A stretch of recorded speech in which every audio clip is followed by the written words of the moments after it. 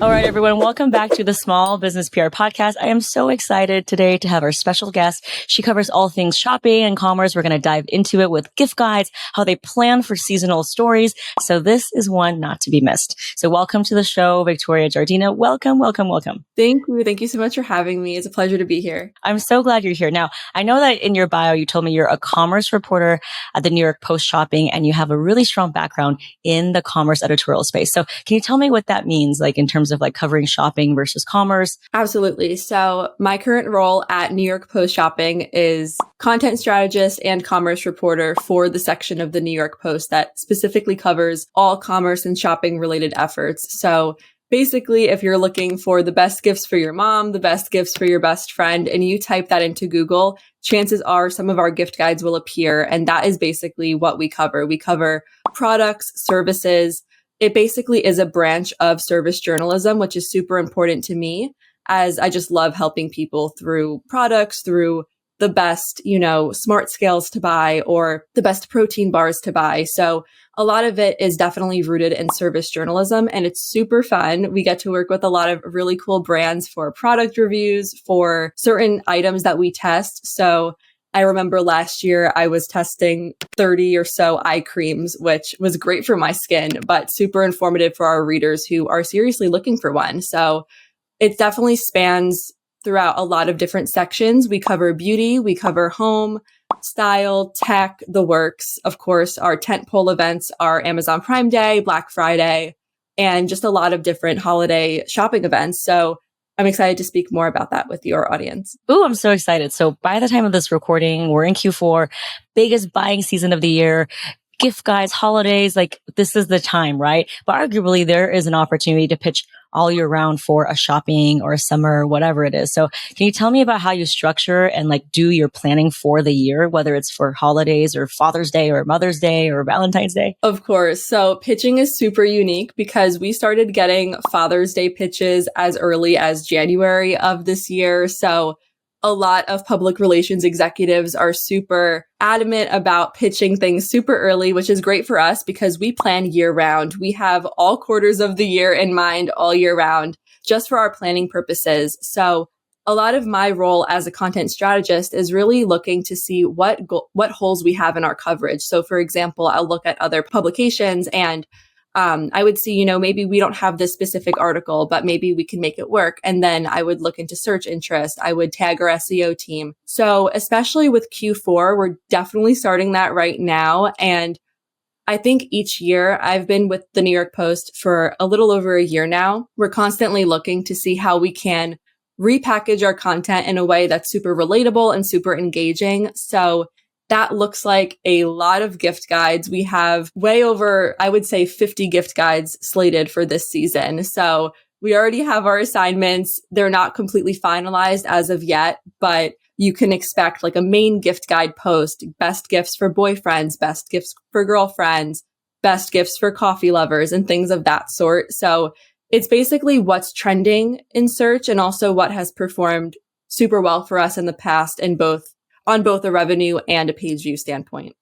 Wow, that's amazing. 50 gift guide just for this season. Now, in a gift guide, how many different products would you cover on average? So we don't have a hard and fast rule as to the amount of products and services. I would say for gift guides, we definitely want to aim for a bit higher than our usual roundup, simply because a lot of competitors bulk up their gift guides. So we definitely want to rank on the first page of Google. We want to have a high traction with our readers, both homepage and social. So it's definitely important for us maybe to aim for at least 20. I would say our gift guides typically can look anywhere from 50 to 100 products, which seems like a lot. But for new coverage, the product count is typically a little bit less. But if we're updating a gift guide from last year, we already have some amazing products that we recommended last year. And of course, our recommendations are going to change from year to year as new products develop. But for the most part, we know our audience loves the Our Place Always Pan. We know our audience loves Brooklinen sheet sets for a nice splurge for your bedroom. So it definitely is a case-by-case basis. If there is a gift guide that happens to be expert backed, then the amount of products will basically depend on the expert and what they choose. So for example, I ran into this with rowing machines where I was interviewing a professional rower about what to spruce up your home with as far as those machines go. And although there aren't even 15 products in that roundup, it's one of our top performing pieces. So I would say for any public relations executive who is looking to pitch stories to reporters, I would say it's definitely quality over quantity. That's something that we really value at the New York Post. We love having really authentic product recommendations. We don't like the cookie cutter gift guides that we see everywhere. While those are great, we definitely want to have somewhat of an original approach as well. Yeah, I love that. How are you different, right? And that's what I teach as well to my small business PR community. But I want to just talk about numbers. So you said you're doing 50 gift guides just for the New York Post alone. This season alone, let's just say if there's 50 products, so that's 50 products in 50 gift guides, that's 2,500. It just means that there's such a blue ocean of opportunities for founders of every industry, right, to get featured. Absolutely. And something that we do as far as we're concerned, I like to plan ahead for a lot of our roundups and a lot of our gift guides. So I actually have a list of products that I'm looking to include. Of course, nothing is definite and nothing is guaranteed, but throughout the year, I'll take note of really original products I'll see and really unique products that maybe aren't talked about as much. And alongside my list, I also receive so many pitches from small business owners, from super big brands, from department stores. So it definitely varies. And we definitely have a lot of wiggle room with what we can choose, which I love. I love how much autonomy we pretty much have as reporters to curate gift guides exactly how we would recommend those products to people in real life. So products that I have purchased for my boyfriend, for my father, for my mother, those products are actually in a lot of my gift guides, and we'll have some testing notes like I gave this to my mom, she loved it. And our readers really eat that up, and they love that personal tie to the gift guide as well. Oh, I love it. I will definitely be on the lookout for that for my own shopping. So I know you have written tons of gift guides and shopping guides for, places like Business Insider and CNN, all super top tier places. I guess my question is there room for a bootstrapping small business to get heard? Not everyone is a Casper or Bed Linen or like any of those like huge venture backed businesses. So what is the opportunity for, let's say, a brand that's just starting out, but with a really cool and unique approach to get featured? For sure. It's actually super interesting that you ask that, because after a while, when we have written about so many of these popular brands, we're looking for new brands. So it's a perfect time for those small businesses and those lesser known businesses to really make their mark, to pitch and to make connections with a lot of the media industry representatives. So as far as small businesses go, we typically ask that they do have an affiliate platform that they use, which maybe is a deterrent for some smaller brands, but in retrospect, if they are sold on Amazon, that's also another great route that we can take. So if they're a smaller jewelry brand, let's say today, for example, I actually reported on the best personalized items from Amazon's handmade collection, where, as a small business owner, you can basically start a shop similar to Etsy. So that's a great way, is to be on Amazon. Another way is to onboard the affiliate program, but we also do have paid placement opportunities in addition to organic coverage. So if a brand really wants to get in there, but maybe they don't have a super big budget, then depending on their goals and our goals, we can perhaps work with them in some capacity. I don't really like, as a reporter, to pigeonhole brands into having an affiliate network. It's just the structure of the business, unfortunately. But we're always open to hearing pitches, and we're always open to hearing what the brand has to say. Okay. So if they don't have like an affiliate program yet, let's say they just launched, but it's available on Amazon, they can still have like a very good opportunity to get featured, right? Absolutely. As long as, we can link to them in some way and we can track the revenue and the performance of that particular item, then it's pretty much a green light. But that kind of all depends on a lot of different factors, especially on the partnership side. So as a content strategist, I pretty much straddle the line between editorial and partnerships, which is really interesting. So aside from reporting and pitching and being creative and making the art for a lot of these articles, I'm also reaching out to a lot of brands. I'm spearheading some of our exclusive shopping events where we host brands that are paid opportunities, that are organic opportunities. So there's definitely a lot of excitement, but I would say as far as for small business, it definitely just is more of a case by case basis. Yeah. So let's get into it a little bit more. I think a lot of people don't really understand like the two different sides. Now, obviously for me, a lot of the founders aren't in a place where they can partner, but they have really good, products that people love, but maybe they don't have a great website. So let's talk about the organic first. So can you tell me more about what that looks like? How can you get featured if you are a small brand, but you're not looking to partner? You're trying to get an organic reach, but you don't have like, let's say a huge following, yet. Right. So for an organic coverage opportunity, it still kind of holds the same weight. We do request that the brand has an affiliate program. That's typically the first question that our partnerships team will ask, just because a lot of the brands that we promote are affiliate backed. And we do have that affiliate disclosure on all of our articles. So we're pretty transparent to our readers, saying that if you click on our links, if you shop through our links, there is a chance that we may receive a commission. So even though that's not guaranteed on our end, we are super transparent about the nature of the business. So for a small business, if they have a website, the best thing is to have that affiliate network onboarded. However, if they don't, then that may be a larger discussion with partnerships. Maybe there's more of a direct model that they can follow. But I would say, as far as pitching, when I receive a pitch from a small business, the first question I'll ask is about the affiliate platform, number one. Number two, I'll ask them about a little bit about the business. A lot of times that's in the pitch, but I like to look for products that are super out of the box. And, especially if it's something that's oversaturated, maybe it's an electric toothbrush. Why do I have to include your electric toothbrush in my article? I love to kind of differentiate the brands. So for the most part, it depends on the reporter. I would say if a reporter works super closely with brands, then they have an eye for that, smaller business 24/7. But if you're a reporter who's just kind of following the protocol, it's easy for that smaller brand to get, slip through the cracks. So I would say for smaller brands to definitely keep pitching. The more that the brands pitch, the more we recognize the name, even if we can't respond to your email every single time. I actually had a conversation with someone in the public relations industry about, the cadence for emailing and best practices. And she said, it's so horrible when we reach out to these journalists and they don't respond. And what's funny is I told her, I always like to think of it if the roles were reversed. So if I was the PR executive and I was sending the emails, I wouldn't really want to get ghosted by a reporter. I'd at least want some kind of, it's not the right fit at this time. But I would definitely say it kind of depends. So when you say keep pitching, what do you think is for yourself or for other people?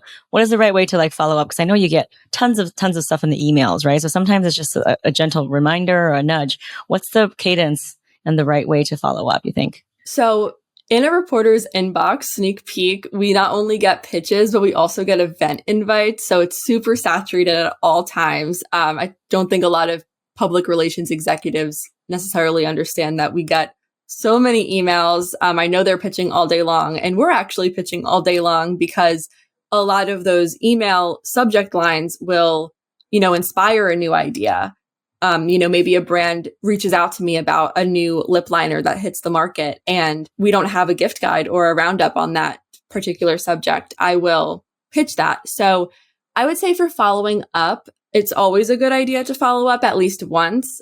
At least for me, what I do is if I can't follow up at that time, or if the brand is super interesting, but maybe it isn't a fit right now, maybe it's more of a seasonal pitch that comes too early or too late in the year, I'll actually write the name and the brand down on a spreadsheet. I have a whole PR context spreadsheet that is super organized, divided by category. And I feel like if I sold it in this industry, it would be worth so much just because it's so crazy organized. But I would say following up at least once is a good idea. A lot of the times the publication will actually reach out to the brand, which I find super interesting because we're always looking for creative ways to partner. So my biggest advice is not to lose hope, because in some way, if it appeals to that audience, then it's a good chance that, it will work out in the end. Of course, every publication has their own unique audience, which is something to consider, especially coming from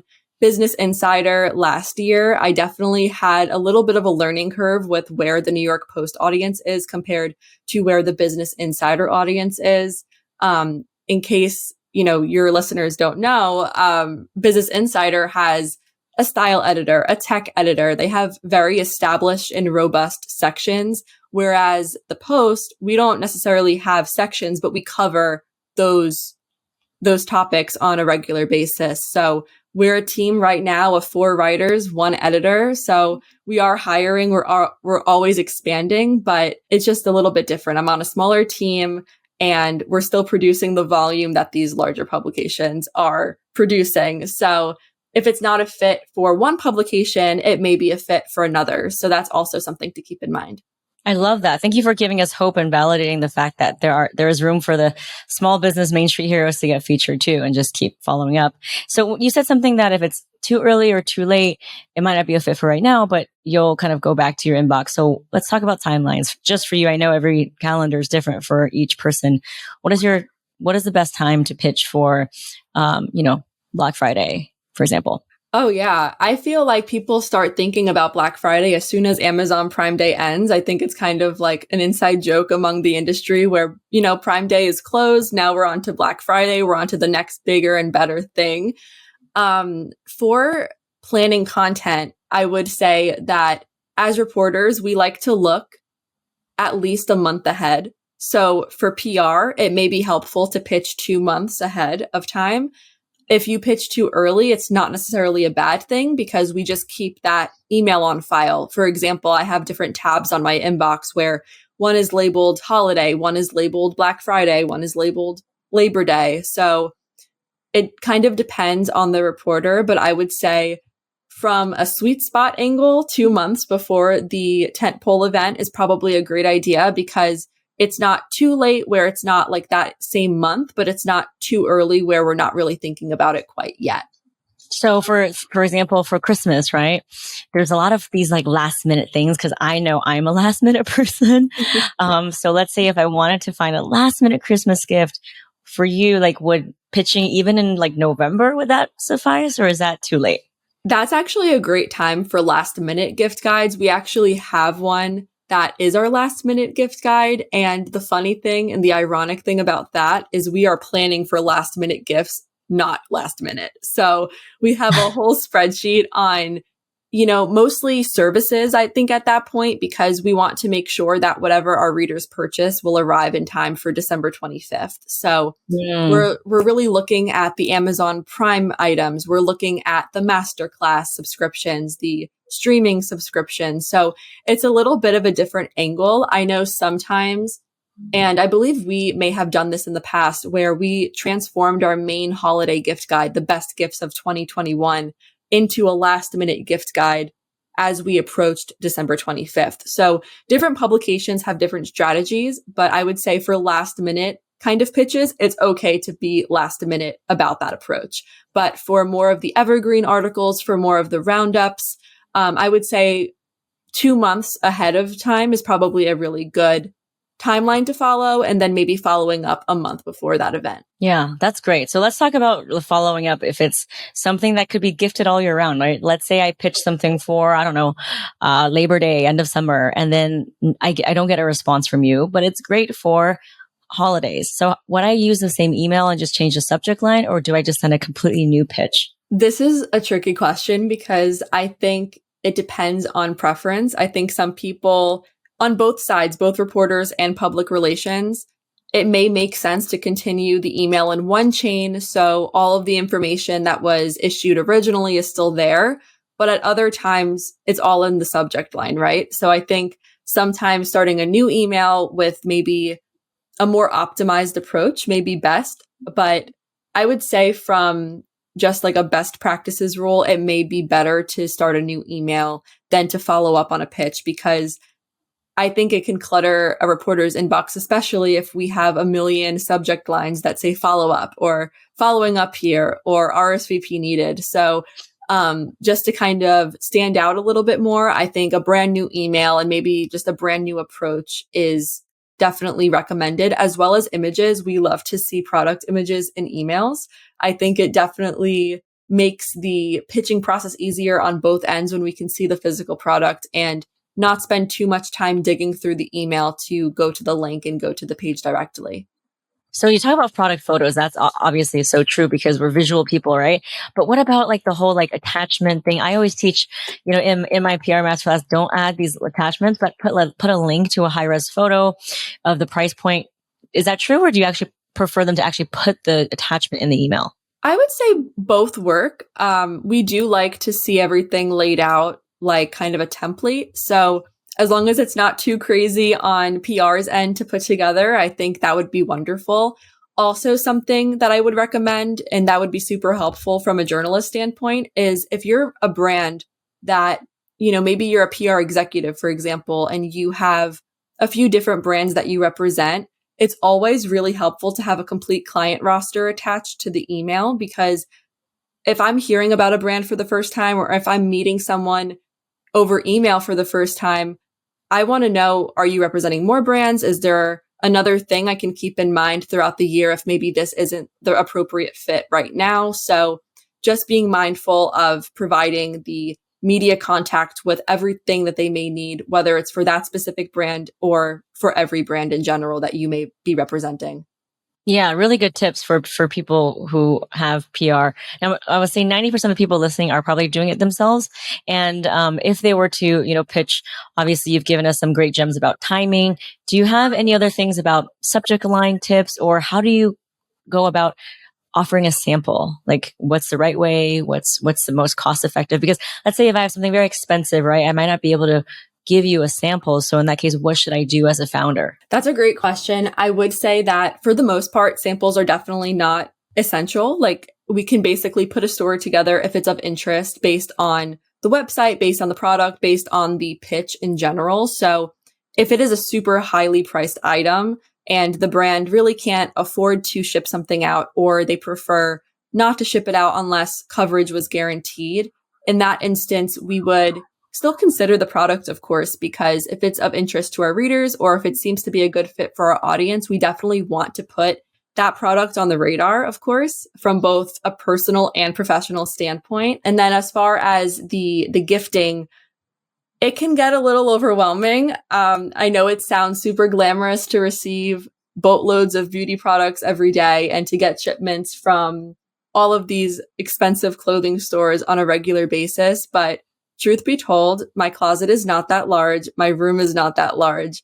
I feel like having a lot of items can actually be pretty distracting, because it can be difficult to kind of assess what you're working on, right? Because you have so many things staring at you in boxes.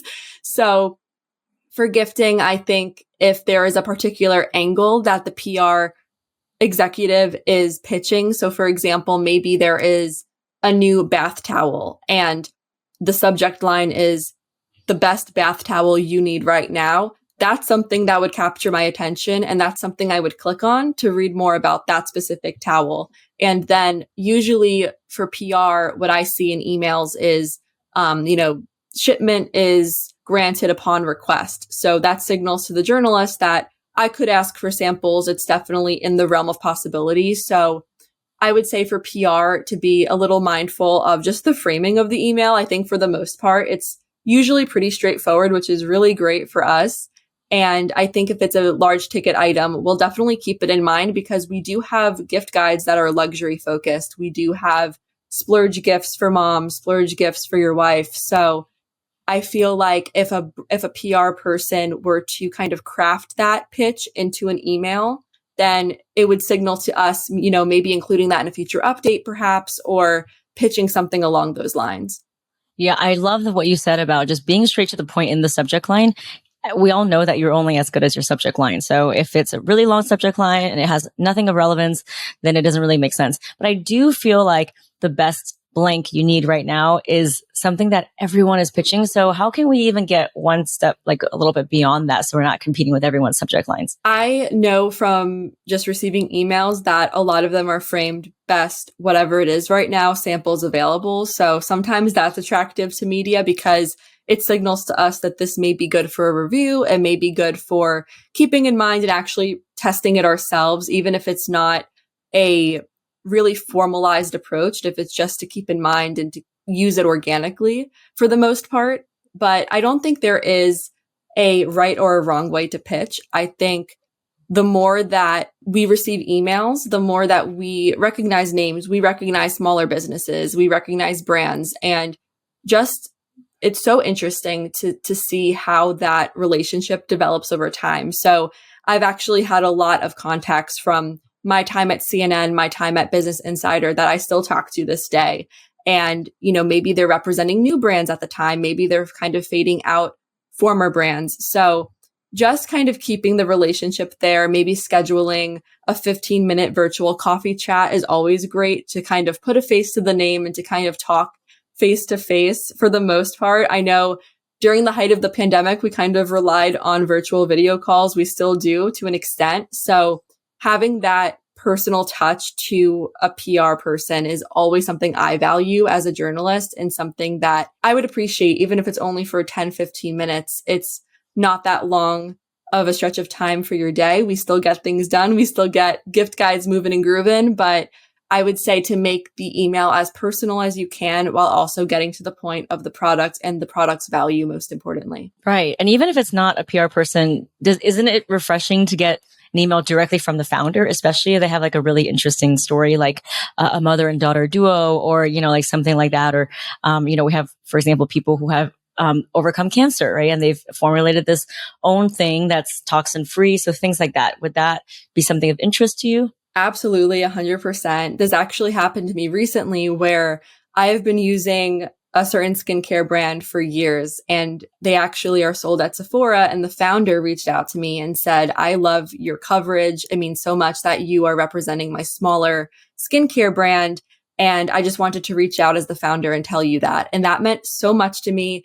It kind of put a face to the name where, coverage is impacting people. It's not just recommending people to buy things during this crazy time of inflation. It's actually providing a service to our readers, whether they're buying the product, whether they're learning about products. So I actually keep in touch with that founder to this day. She's the sweetest. And I think it just goes to show you that those relationships will always continue to grow. And as long as you're kind of realizing that we're in this industry, but we're also trying to grow individually as well. We're trying to improve our quality of life with certain products, with certain services.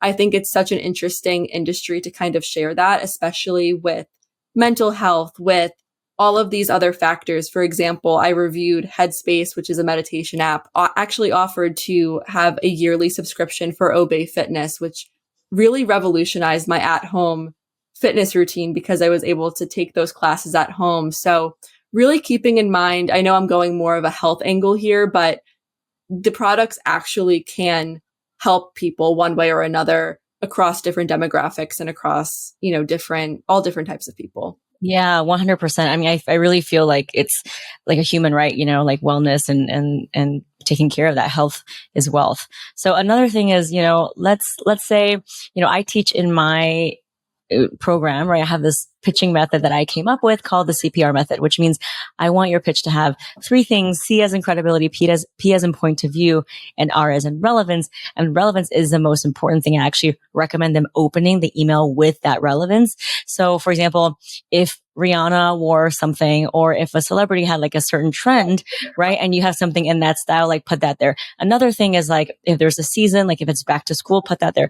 Another thing people ask me all the time is, how can I leverage data, or surveys? Is that something that you cover? Like, how does data impact your review or your choice of who to cover? We actually received quite a few pitches revolving surveys, and personally, we don't cover it as much. I think just the nature of our publication that would typically fall under the features section as opposed to shopping, because within features, we have entertainment and we have lifestyle and real estate. So a lot of those data-driven insights are pretty much directed toward those reporters and those editors.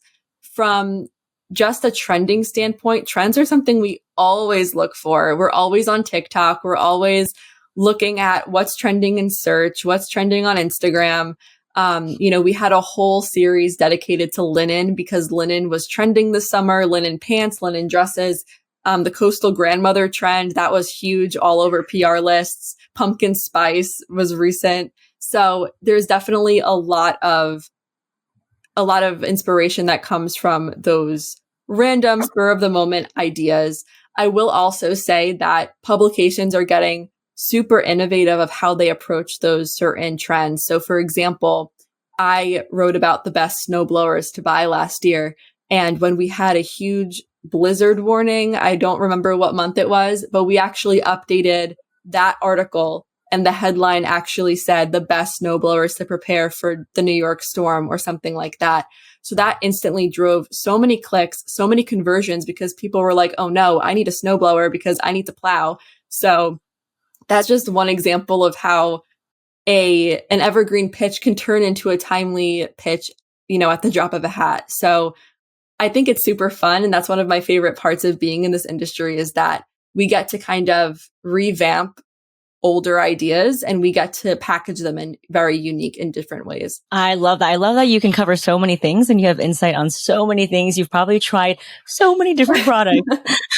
Oh yeah. We test a lot of products, not just because we love receiving products from these brands, but because it's really difficult to buy something online. And I still run into this where it's hard sometimes for me to buy a dress online if I'm not trying it in stores. And it's really hard for a man to buy a tuxedo if they have to get it fitted. So that's actually one of the reasons why we're not moving forward with, the best men's tuxedos right now, because we just came to the realization that a lot of people are buying those specific styles in stores, getting them tailored to themselves. So it definitely is a hit or miss depending on the angle. I would say for beauty, we love beauty. We're a shopping team that is all girls right now. So we love reviewing blow dryer brushes and Velcro rollers and face masks. Sometimes we include video in our reviews. So I think it definitely adds a personal touch. I know in the past, and this is super interesting how I landed in this field now, I used to watch YouTube videos so often from these makeup artists, from these lifestyle vloggers, and I still do to this day. But it's so interesting how, as a teenage girl, I was so influenced to buy this makeup palette because this person used it. So I learned early on that adding that relatability, like you mentioned, is so important, and to acknowledge that, maybe it is important to show people exactly how you use the product. We actually ran into this during Amazon Prime Day because given the state of the economy right now, I actually pitched to my managers. I said, during 2020, 2021, people were sprucing up their home gyms. They were buying outdoor patio furniture. They were buying all of these big ticket items that I think 2022 Prime Day is going to look just a little different. I don't know if those will sell as much. I don't know. I might be wrong, but that was just my gut instinct.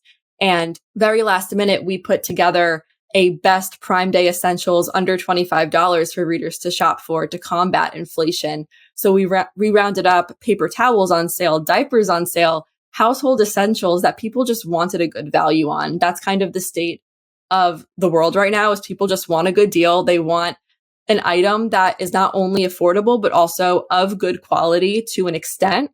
So having that in mind and having those retail insights in mind as a reporter is so important. And also in PR, it's important to acknowledge shopping trends and what people are buying right now, because if your content isn't relatable, if you're having roundups where you're, promoting $300 coats, I mean, people may be looking at that for holiday gifting, I think, but having a range of price options, having a range of size options if you're reporting on style, especially for petite sizing and plus sizing, it's so important to really relate to the average consumer wherever they're at. Yeah. I also think it's important to put like a price point, right? Like in your actual pitch. So like best gives under $50. But here's another question a lot of founders get stuck with. What if they have a really wide range of products ranging from $10 to $300? How do they know which one to pitch? I think for different products, maybe having something along the lines of, if it's a moisturizer, for example, the best budget and the best splurge moisturizer in this email, like something as relatable as that would make me click on it because I know exactly what I'm getting into. I know I'm looking at a budget moisturizer. I know I'm looking at more of a splurge, and all of that information is packaged in one. And what we typically would do is look into the brand first and foremost, if we can develop a partnership there, but also keeping that moisturizer, both moisturizers in mind for budget skincare, for high-end skincare. It definitely opens a huge door of possibility. So I would say pitch like you're pitching to a friend, pitch like you're pitching the best business idea ever to your mom, because that's exactly how we like to receive emails. We love when a person is so enthusiastic about a product or their brand that it just makes us want to write about it. So I would say having that at the back of your mind is super important, because having a super formal email, just, as direct as it is, it's just sometimes not as appealing because we don't know why it's the best thing on earth. We don't know why we should spend our time looking at it. So having that FaceTime cadence, I would say, where you're FaceTiming a friend and you're saying, oh my gosh, look at this new blazer I just got at Zara. And you're kind of showing them all of the features. Just thinking about how you would tell someone close to you about that product is a good way to start. Yeah. And then also from talking to people, you can see when their eyes light up, and it's not going to be every single thing about your product is great. I think a lot of founders think every part of it is great, but what is the most unique thing, right? So for example, in my PR class, I always talk about, what is the one that's maybe flying off the shelves, right? What is the one that's best for this season? Because if you have a product that's for summer season and you're pitching it for Q4, we really need to get down to it. If it's summer, maybe it's something that has a mini, right? Like a mini bundle or something like that fits in your travel bag. Wow. You've given us so many insights. I feel like I can interview you again and again and again. And I'm so impressed by your coverage. Like, I've been reading your stuff from your previous places like CNN and Business Insider, and all of them are so awesome. So I feel like anytime I need a recommendation, I'm going to just ask you, because I feel like you're in the know. Thank you. Ask away, pitch. We've spoken a lot about pitches, so definitely a good idea. But I was so happy to answer those questions for your audience. Oh, thank you so much. And I look forward to having you, for our next call with our PR members to give them actual insight. Can you tell us a little bit about how people can find you, the projects that you're working on? I know you're also an author, so let's talk a little bit about that. Yes. So I am a published author. I am self-published too, which just means that it takes a bit more work to get a bit more noticed. So I am on Amazon. My first book was published December 2021 called Work of Art, and it is a young adult contemporary romance fiction. So inspired by a lot of the reads that I've been picking up on the bookshelves. My second book was actually published last month. It's called Sailing Home. It is a general fiction book. It's summertime set on a cruise ship, super fun. It's character driven, so it alternates the plot lines. And it's just so much fun coming up with storylines. It definitely is a lot of work, from editing to sourcing editors to read your work, and then to make the cover art for your cover, and then to kind of package it all onto Amazon. It was so surreal getting the books in the mail, and just to kind of balance reporting for my 9 to 5 with doing more of a passion project. It definitely enhanced my writing career, I would say, made me think of things in a bit of a different way. So you can find my books on Amazon if you type in my name, Victoria Giardina. And you can also find me on Instagram at Victoria Giardina, just my name. And also through my author page, you can type in New York Post shopping, Victoria Giardina, and all of my articles will come up, as well as my email where you can pitch me, which is vgiardina@nypost.com. And that's spelled Giardina. Yes. Awesome. Are your DMs open? How do you feel about people following up with you on LinkedIn or Instagram or whatever? Yeah, you can connect with me on LinkedIn. Again, just my name. Everything is kind of just my name. But Instagram, you can totally message me. I'm open to any and all requests. Well, there you have it. Thank you so much for being so generous, for allowing our members to actually DM you and try their shot at pitching. And hopefully after listening to this, their pitches will be much better than what they started with. They'll have a better chance of getting noticed. So thank you so much. Of course. Thank you so much for having me again.